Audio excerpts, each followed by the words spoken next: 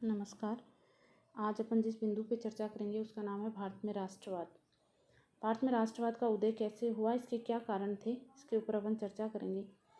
अपन देखते हैं कि 15 अगस्त 1947 को जब भारत आज़ाद हुआ तो उसके लिए एक लंबा संघर्ष भारतीयों को करना पड़ा। जो एक संप्रभु स्वतंत्र राष्ट्र के रूप में उभरा, उसके पीछे की एक दीर्घ और लंबी ऐतिहासिक कहानी है।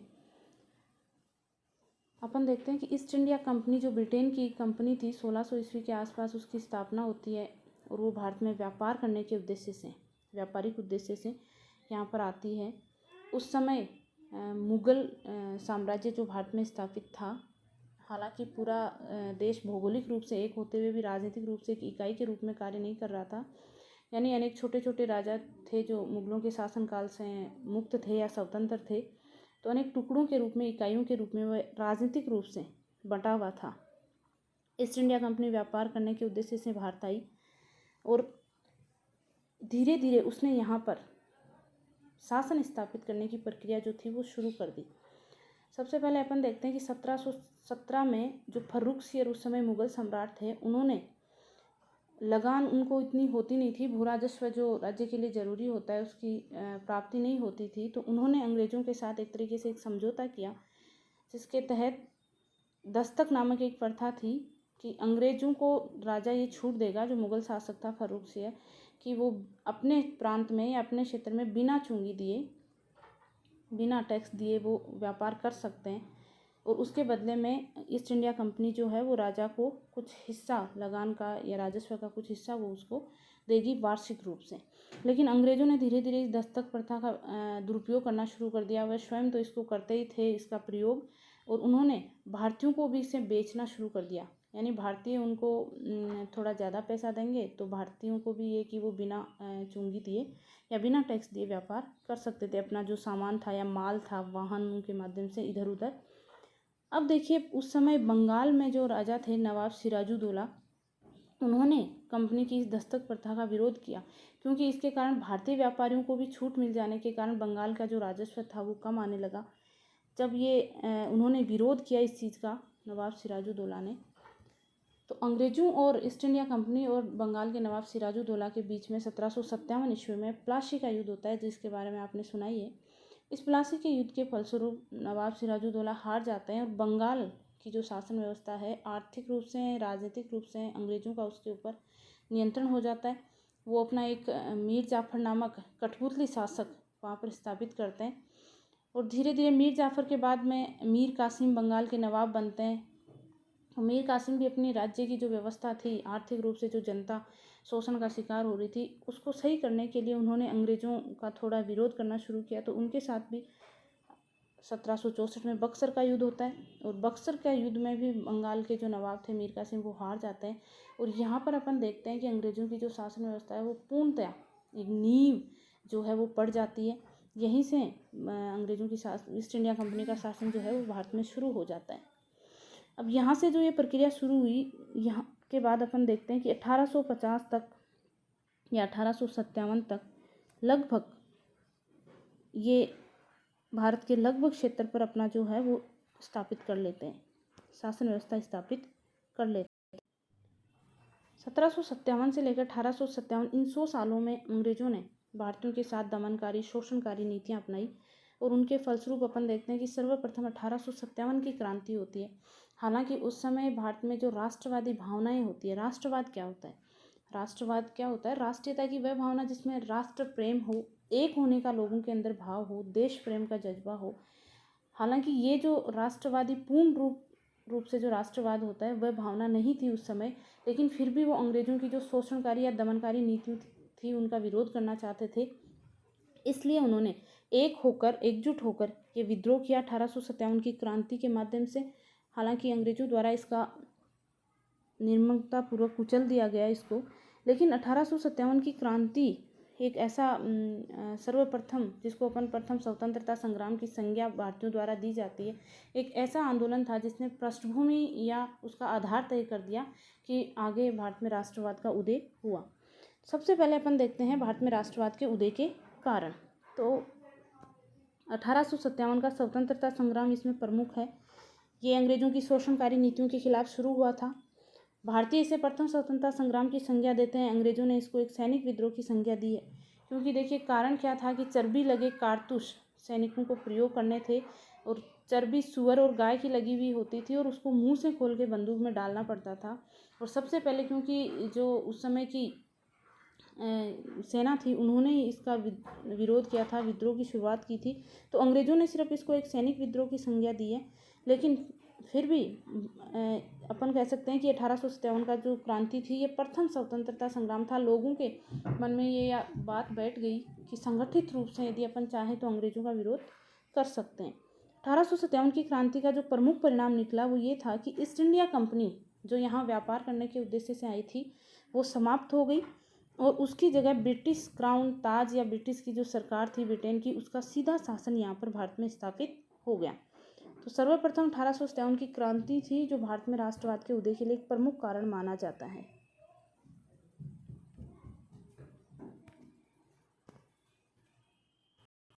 फिर दूसरा अपन कारण देखते हैं सामाजिक एवं धार्मिक सुधार आंदोलन। सामाजिक एवं धार्मिक सुधार आंदोलन 19वीं सदी में जैसे कि अपन देखते हैं कि भारतीय हिंदू धर्म में भी और समाज में भी अनेक ऐसी कुरीतियाँ थी जिनका उस समय के जो समाज सुधारक थे, जैसे राजा राममोहन राय है, दयानंद सरस्वती है, ईश्वर चंद्र विद्यासागर है, एनी बिसेंट है, रामकृष्ण परमहंस, केशव चंद्र सेन है, स्वामी विवेकानंद है, ये नाम आपने सबने सुने ही हैं। तो इन्होंने उस समय के धर्म में जो कुरीतियाँ थी, आडंबर थे, समाज में जो जाति प्रथा, सती प्रथा, बाल विवाह, ये जो कुरीतियाँ थी इनका दूर करने के लिए इन्होंने प्रयास किए। लेकिन ये जो एक तरीके से प्रयास किए गए थे, ये सामाजिक या धार्मिक सुधार आंदोलनों के फलस्वरूप कि भारत में जो पहले हिंदू धर्म था जो एक एकता के रूप में कार्य करता था, जिसमें अनेक प्रकार की जो कुरीतियाँ हैं या आडंबरपूर्ण व्यवहार है वो नहीं किया जाता था, तो उस पुनर्जागरण से क्या हुआ, भारतीयों में एक एकता की भावना का उदय हुआ। राजा राममोहन राय को जैसे पुनर्जागरण का अग्रदूत माना जाता है। इन्होंने 1828 में ब्रह्म समाज की स्थापना की थी, और इसका उद्देश्य प्रमुख यही था कि ब्रह्म समाज लोगों में जन जागृति पैदा करे और ये सामाजिक और धार्मिक जो बुराइयां हैं उनका विरोध करे। दयानंद सरस्वती का अपन देखते हैं कि इन्होंने एक नारा दिया था, बैक टू वेदास, वेदों की ओर लौटो। तो ये एक राष्ट्रीय नव जागरण का एक प्रमुख हिस्सा बन गया, क्योंकि इन्होंने अपने जो ग्रंथ था सत्यार्थ प्रकाश, उसमें घोषणा की थी कि विदेशी राज्य से चाहे वो कितना ही अच्छा क्यों ना हो, हमारा स्वदेशी राज्य या खुद का जो राज्य होता है वो चाहे बुरा कितना भी क्यों ना हो, उसमें कितनी त्रुटियां या बुराइयां क्यों ना हो, सबसे अच्छा होता है। तो ये एक वाक्य जो था सत्यार्थ प्रकाश में दयानंद सरस्वती द्वारा लिखा गया, ये राष्ट्रीय जागरण के लिए या जनता में जागृति पैदा करने के एक प्रमुख माध्यम बन गया। फिर अपन देखते हैं एक संस्था है थियोसॉफिकल सोसाइटी। हालांकि इसकी स्थापना है वो 1875 में न्यूयॉर्क में हुई थी, अमेरिका का जो शहर है, मैडम ब्लावस्की और कर्नल अलकाट ने की थी। ये 1879 में यहाँ पर भारत आए, और मद्रास का एक प्रांत, मद्रास जो प्रांत है उसकी एक जगह थी अडियार, अडियार नामक स्थान पर इन्होंने अपना मुख्यालय बनाया। इस थियोसॉफिकल सोसाइटी ने भी हिंदू धर्म में सुधार करने के प्रमुख प्रयास किए, और भारतीय समाज सुधारकों के साथ मिलकर लोगों में, जनता में जागृति पैदा करने का कार्य किया। जैसा कि A.R. देसाई ने लिखा है कि सामाजिक व धार्मिक सुधार आंदोलन केवल सुधार तक सीमित नहीं थे, बल्कि इनका जो परम लक्ष्य था वो क्या था, राष्ट्रवाद था। तीसरा जो अपन इसका कारण देखते हैं वह राजनीतिक व प्रशासनिक एकीकरण। ब्रिटिश ईस्ट इंडिया कंपनी जो आई थी या ब्रिटिश शासन 1858 में 1857 की क्रांति के बाद शुरू हुआ, तो उससे पहले भारत में राजनीतिक एकता का अभाव था। जैसा कि अपन ने देखा कि मुगल शासक थे, लेकिन छोटे छोटे राजा अपने यहाँ पर उन्होंने अपने आप को स्वतंत्र घोषित कर रखा था। अंग्रेजों ने अपने चाहे साम्राज्यवादी हितों के लिए एक जैसी प्रशासनिक और राजनीतिक एकता कायम की। उन्होंने एक जैसे कानून बनाए, एक जैसे नियम बनाए, एक जैसी मुद्रा का प्रचलन किया, और इन सब से ये भारतीयों के लिए एक फायदे का सौदा साबित हुई कि उनको एकता की भावना का उसमें उदय हुआ, और यही एकता की जो भावना थी वो राष्ट्रीयता की भावना बन गई। चौथा अपन कारण देखते हैं अंग्रेजों द्वारा भारत का आर्थिक शोषण। हालांकि उद्देश्य यही था, अंग्रेजों का व्यापार करने के उद्देश्य से आए थे, अपने निजी स्वार्थों को पूरा करने के लिए। लेकिन इन्होंने क्या किया कि भारतीय जो उद्योग धंधे थे, प्रमुख जो अंग्रेजों ने नीति अपनाई ईस्ट इंडिया कंपनी ने, उनकी यही नीति थी कि यहाँ से कच्चा माल पैदा करवाया जाए किसानों से, और उसको कहाँ भेजा जाए, ब्रिटेन भेजा जाए। वहाँ के उद्योगों में या वहाँ की फैक्ट्री में वह माल जो है वो कच्चा माल तैयार होकर आए, और उसका निर्यात वापस भारत में करके यहाँ पर उसको बेचा जाए। तो इस तरह की नीति के कारण यहाँ के जो उद्योग धंधे थे, घरेलू उद्योग धंधे थे, छोटे छोटे जो उद्योग, दस्तकारी, ये सारे नष्ट हो गए। नष्ट होने के फलस्वरूप जो लोग थे, किसान वर्ग, वो कृषि की ओर आकर्षित हुए। कृषि पर भी क्योंकि भूमि पर अत्यधिक दबाव पड़ा, बारिश, अकाल, ये कई कमी के कारण कई ऐसे कारण रहे जिसके कारण भारतीय किसानों की जो दुर्दशा थी वो बहुत ही ख़राब हो गई लोगों की। तो इसके लिए भी लोगों ने अपने आप को ईस्ट इंडिया कंपनी को जिम्मेदार ठहराया, अंग्रेज़ों को जिम्मेदार ठहराया और उसके विरोध करने के लिए एक हो गई। पांचवा अपन जो इसका कारण देखते हैं वो है पाश्चात्य विचारों तथा शिक्षा का प्रभाव। देखिए, भारत में लॉर्ड मेकाले जो हुए अंग्रेजी शिक्षा के प्रमुख समर्थक थे, इन्होंने भारतीयों को अंग्रेजी शिक्षा देने का कार्य किया।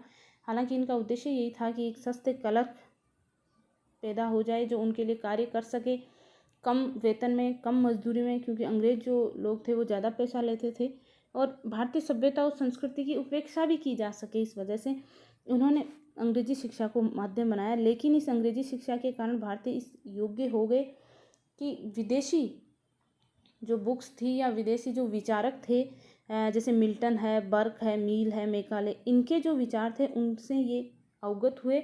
और क्योंकि इन विचारकों ने स्वतंत्रता, समानता, राष्ट्रवाद, भारतत्व इनके ऊपर लिखा है, तो अमेरिका, इटली और उस समय के जो स्वतंत्रता संग्राम थे उनके बारे में इनको पढ़ने का मौका मिला और उससे वो प्रभावित हुए। जैसा कि दादा भाई नौरोजी ने जो कांग्रेस का तीसरा अधिवेशन हुआ था उसमें कहा था कि पाश्चात्य शिक्षा ने हमारे सम्मुख ये नवीन आदर्श रखा है कि राजा प्रजा के लिए है, प्रजा है वो राजा के लिए नहीं। ये सब पाश्चात्य शिक्षा, अंग्रेजी शिक्षा के फलस्वरूप हमें पढ़ने को मिला। फिर देखते हैं भारतीय समाचार पत्र एवं साहित्य। पाश्चात्य शिक्षा का ही प्रभाव था कि देश में प्रेस का या अखबार जो थे उनका बहुत मात्रा में प्रचलन हुआ। ये कुछ प्रमुख पत्रिकाएं थी, जैसे अमृत बाजार पत्रिका है, संवाद कौमुदी है, बॉम्बे समाचार, Indian mirror, the Hindu, patriarch, Kesari, Maratha. इन्होंने क्या किया कि अंग्रेजों का जो कुशासन था या अंग्रेजों की जो दमनकारी नीतियां थी उनको अपने समाचार पत्रों के माध्यम से प्रकाशित किया, उजागर किया और जनता तक उसको पहुंचाया। भारतेंदु हरिश्चंद्र का जो भारत दुर्दशा नाटक है उनमें उन्होंने अंग्रेजों द्वारा भारत का जो आर्थिक शोषण किया जा रहा था उसका एक सजीव चित्रण पेश किया और विद्रोह की, अंग्रेजों के प्रति विद्रोह की जो भावना जगाने में इस नाटक का महत्वपूर्ण योगदान माना जाता है। उसके अलावा अपन देखते हैं कि उर्दू साहित्य में मोहम्मद हुसैन, बांग्ला में बंकिम चंद्र चटर्जी और रविंद्रनाथ टैगोर, गुजराती में नर्मदा, तमिल में सुब्रह्मण्यम भारती, मराठी में चिपलूणकर की ये जो रचनाएं थी, इन्होंने जो भी रचनाएं करी वो देश प्रेम से ओतप्रोत थी। बंकिम चंद्र की जो दो रचनाएं हैं, आनंद मठ और वंदे मातरम, ये क्रांतिकारी राष्ट्रवाद या लोगों में अपने देश के लिए कुछ करने की जो भावना जगाने का वो प्रमुख कार्य इन्होंने किया।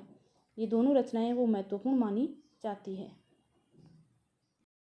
सातवां अपन इसका कारण देखते हैं, जातीय भेद। देखिए, 1857 के विद्रोह के बाद अंग्रेजों ने भारतीयों के प्रति दुर्व्यवहार करना शुरू कर दिया। वो भारतीयों को एक बर्बर और असभ्य जाति मानते थे। उनका ये मानना था कि हमारी जो जाति है वो सभ्य है, उनको संस्कृति का ज्ञान है और भारतीय असभ्य जाति है। उन्होंने भारतीयों के साथ जो व्यवहार किया उसके लिए 3 सिद्धांत उन्होंने अपने व्यवहार में अपना लिए कि एक यूरोपियन का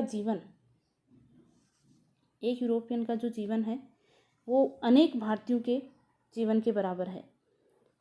भारतीयों पर जो शासन है वो केवल भय के आधार पर किया जाता है। किस आधार पर किया जा सकता है? भय के आधार पर। और तीसरा जो महत्वपूर्ण था कि अंग्रेज यहाँ कोई लोकहित के लिए या भारत की जनता के हितों के लिए कार्य करने नहीं, बल्कि अपने स्वार्थ के लिए, अपने लाभ के लिए कार्य करने आई है। तो इस प्रकार के व्यवहार के कारण भारतीयों के मन में अंग्रेजों के प्रति जो भावना थी, कटुता की जो भावना थी, वो और ज़्यादा बढ़ी और वो एक होकर इनका विद्रोह करने के बारे में सोचने लगे। अगला बिंदु अपन देखते हैं कि भारतीयों को उच्च पदों से अलग रखा जाता था। उच्च पद जो थे वो भारतीयों को नहीं, सिर्फ यूरोपियन जो लोग थे उनको दिए जाते थे। ये सुरेंद्रनाथ बनर्जी है, इन्होंने भी जो उस समय की भारतीय नागरिक सेवा हुआ करती थी उसको पास किया, लेकिन फिर भी मामूली गलती या जैसे कोई भी छोटी मोटी गलती के आधार पर इनको बाहर निकाल दिया जाता। 1876 में लॉर्ड लिटन जो उस समय के गवर्नर जनरल थे, इन्होंने भारतीयों को इस ICS की परीक्षा से वंचित करने के लिए जो आयु थी वो 21 वर्ष से घटाकर 19 वर्ष कर दी। और इस परीक्षा का आयोजन भी लंदन में होता था। तो इस वजह से भी लगभग भारतीयों के लिए यहाँ इस परीक्षा में भाग लेना संभव सा हो गया। तो शिक्षित वर्ग में अंग्रेज़ों के प्रति जो असंतोष की भावना पैदा हुई वो इसी कारण हुई क्योंकि उनको उच्च पदों से अलग रखा जाता था। अगला अपन देखते हैं बिंदु आवागमन तथा संचार के साधन। अंग्रेजों ने अपने व्यापारिक हितों के लिए माल की आवाजाही के लिए रेल, डाक, तार आदि का विकास किया, लेकिन इसका प्रमुख जो फायदा था वो भारतीयों को इस तरीके कि भारतीय इससे आपस में मिले, उनका एक दूसरे से मेल जोल था, आना जाना था, वो शुरू हुआ और आपस में मिलने का एक प्रमुख जो परिणाम या नतीजा ये निकला कि उनको अंग्रेजों के खिलाफ रणनीति बनाने का जो अवसर है वो प्राप्त हो गया। एक जगह से वो दूसरी जगह पर जाने लगे, आपस में विचारों का आदान प्रदान करने लगे। जैसा कि गुरुमुख निहाल सिंह ने लिखा है कि आवागमन के साधनों ने विशाल देश को एकता में बांध दिया और जो भौगोलिक एकता थी उसको वास्तव में एक एकता बना दिया, लोगों को एकजुट कर दिया। अगला बिंदु अपन देखते हैं समकालीन यूरोपीय आंदोलनों का प्रभाव। देखिए उस समय भारत में सिर्फ दूसरे राष्ट्र का अधिकार नहीं था, दूसरे विश्व के अन्य छोटे छोटे राष्ट्र थे जिनके ऊपर अन्य जो ताकतवर शक्तियाँ थी उन्होंने अधिकार कर रखा था।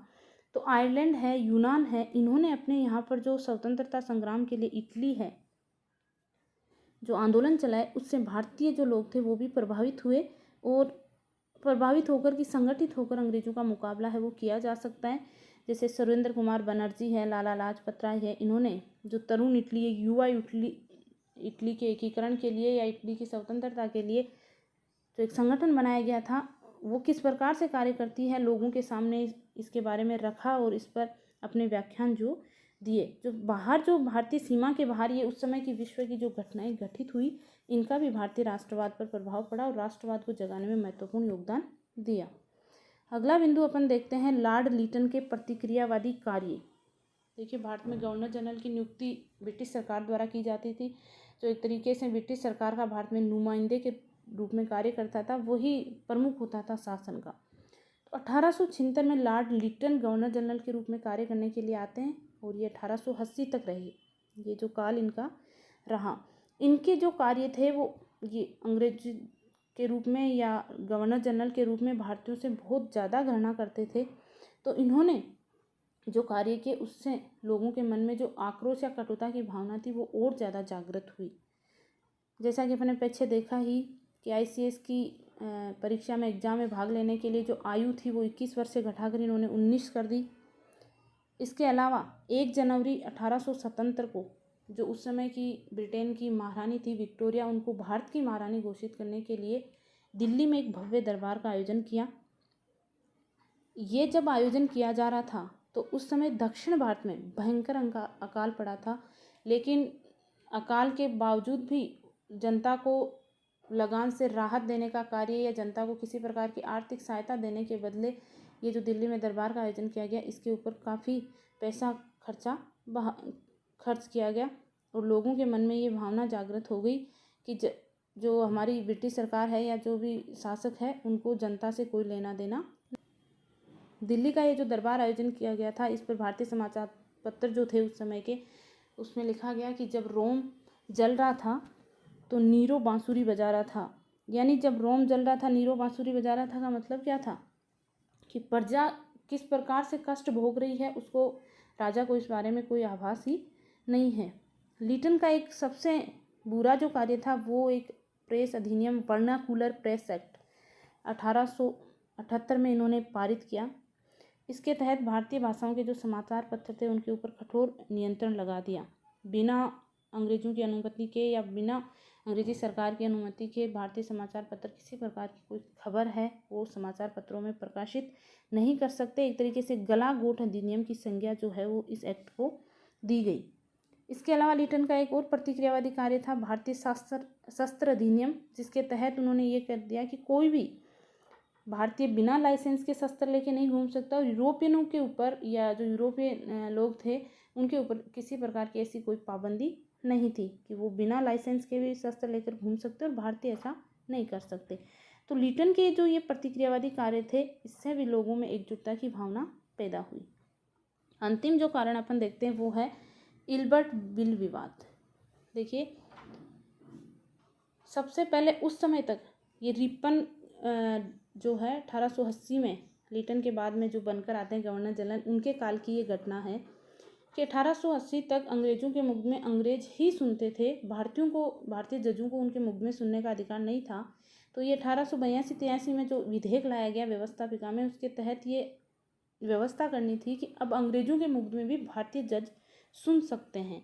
लेकिन अंग्रेज़ों ने इसका इतना तीव्र विरोध किया कि ये विधेयक जो है वो वापस लेना पड़ा। और इस घटना से भारतीयों ने एक सबक सीखा कि यदि हम संगठित रूप से किसी भी चीज़ का विरोध करें तो उसको दबाया जा सकता है या उसको वापस वो मजबूर उनको लेने के लिए किया जा सकता है। तो इस प्रकार अपन देखते हैं कि उन कारणों से भारत में राष्ट्रवाद का उदय हुआ और उदय के फलस्वरूप एक संगठन के रूप में 1885 में कांग्रेस की स्थापना होती है। और 1885 से लेकर 1947 तक 3 कालों में आगे अपन इसका अध्ययन करेंगे। राष्ट्रवादी आंदोलन की जो धारा है वो किस तरीके से प्रवाहित हुई, इसका अपन आगे अध्ययन करेंगे।